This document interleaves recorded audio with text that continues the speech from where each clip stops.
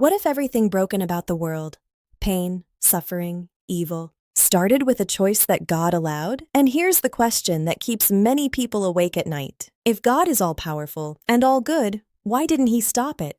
Why did God allow the fall of man? This is one of the most difficult and important questions in Christianity. It takes us back to the very beginning, to the Garden of Eden, to Adam and Eve, and to a moment that changed everything.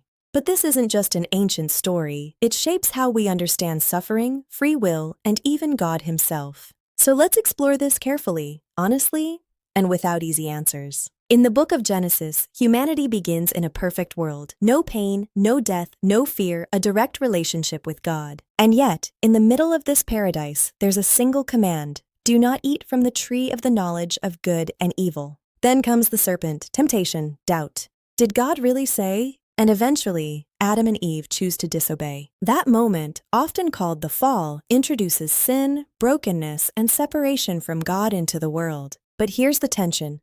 God knew this would happen.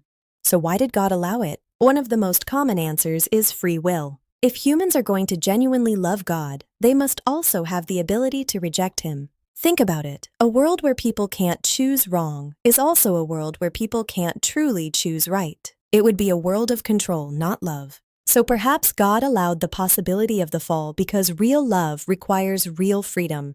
But that raises another question. Is freedom worth this much suffering? Some argue that God, being all-powerful, could have created a world where people freely choose good. Every time. A world without evil, but still with freedom. So why didn't He? Philosophers and theologians have wrestled with this for centuries. One idea is that a truly free will includes the real possibility of failure, not just theoretical, but actual. In other words, a world with genuine freedom may necessarily include the risk of rebellion, but that still feels unsatisfying, because the consequences of that rebellion are massive: pain, injustice, death.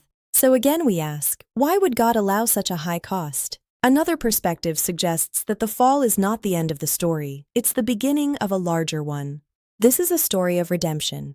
From this view, God allows the fall because it sets the stage for something greater: grace, forgiveness, sacrifice. The idea is that certain qualities, like mercy, courage, and selfless love, can only exist in a world where things go wrong. Without brokenness, there is no healing. Without sin, there is no forgiveness. Without loss, there is no restoration. But this raises a deeply personal question. Does the existence of a greater story justify the suffering we see? Let's be honest, for many people, this isn't just a philosophical issue, it's emotional. Because when you've experienced real pain, loss, injustice, the idea that it somehow fits into a bigger plan can feel distant, even offensive. Some people walk away from faith because of this. Others hold on, but with questions. And maybe that's where we need to pause, because the Bible itself doesn't ignore this tension. It includes people crying out, "Why, God? How long? Where are you?" These aren't the words of people with easy answers. They're the words of people who trust God, but still struggle to understand Him. What if the answer isn't just an explanation, but a response? Instead of God giving a detailed philosophical justification for the fall, the Christian story points to something else. God stepping into the broken world Himself, not staying distant, but entering into suffering, experiencing pain, facing injustice, even death. The idea is this: God didn't just allow the fall, He chose to confront its consequences personally. And for many believers, that changes the question from, "Why did God allow this?" to, "What is God doing about it?"